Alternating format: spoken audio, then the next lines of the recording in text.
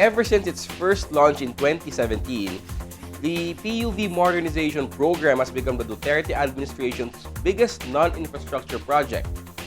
Just recently, it marked another milestone with the launch of the modern PUV Caravan. The said Caravan, with the theme Arangkada ng Pagbabago Tungo sa Kaunlaran, aims to promote the nationwide adoption of modernized public utility vehicles towards a cleaner, safer, more convenient, more efficient, and more organized mass transport system. LTFRB Chairman Attorney Martin Delgado III shared that the program has come a long way, greatly because of both the efforts of the government and the private sector. As always, occasions like this, I'm very happy because this is a strong manifestation of the collaborative effort of both public and private partnership insofar as pushing the implementation of the Public Utility Vehicle Modernization Program. The Modern PUV Caravan is a series of events that will run from July of this year to February next year. According to the LTFRB chairman, the caravan started with just a side conversation between the LTFRB and the DOTR in an event. Nangyari po ito doon sa panahon ng LTO anniversary. And it was just a side conversation between Centro's representative and having seen yung mga units, yung mga compliant units na nakadisplay doon sa LTO, napag-usapan natin na bakit dito lang sa Manila gagawin natin, ipapakita natin itong mga magagara, moderno, convenient public transport vehicles. So napag-isip natin, why don't we do a caravan? And that is how all it started. And I would just like to point out that there is a very strong support on the part of the private sector. Why? Yung pagka-organisa po nito, itong launch na ito, at sa mga sumusunod pa na araw, ang lakas po ng suporta ng private sector. Looking into the time frame of the current administration, Chairman Delgra pointed out that they've worked hard to speed up the processes for the PUVMP to be implemented without taking the interest of all involved stakeholders for granted. Kailangan natin maisaayos na at ma-implement at mapabilis yung pag-i-implement. Alam din natin na hindi natin pwedeng i-implement lang ito ng kahit na mabilisan without having to take into account the interests of the drivers and the operators. And more importantly, the riding public.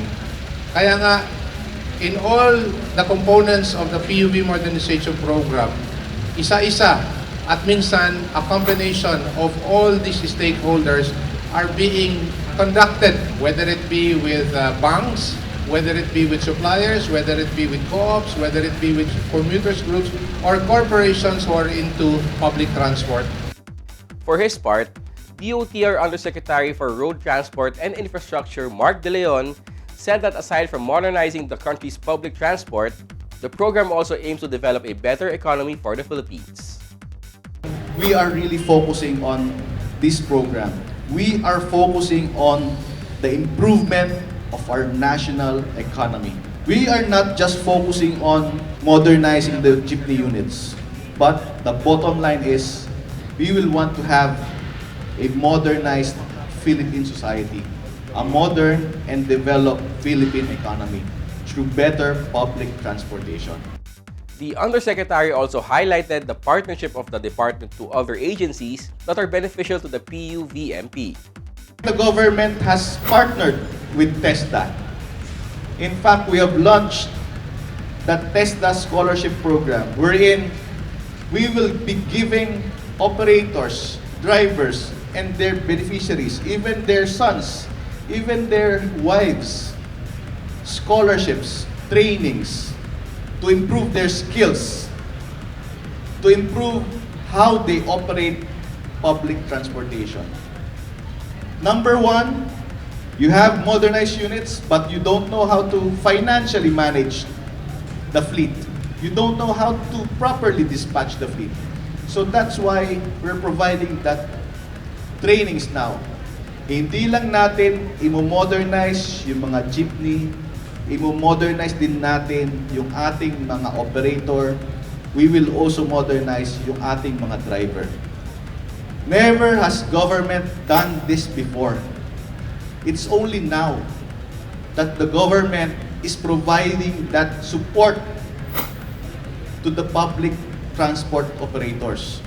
He also appealed to the drivers and operators to give the riding public the service that are expected from them. Huwag nyo lang isipin yung inyong tinitake home dahil isipin nyo rin itong binigay sa inyo ng gobyerno na prangkisa. Number one talaga dyan ay makapag-provide kayo ng serbisyo publiko na inaasahan sa inyo ng gobyerno. Kaya kayo binigyan ng prangkisa for you to provide that good public service that is being required from you. The modern PUV Caravan proves to be one of the government's public information campaign efforts for the PUV-MP. DOTR USEC Mark De Leon and LTFRB Chairman Martin Delgado III here on Motoring Today's Motoring Forum, courtesy of Suzuki Philippines.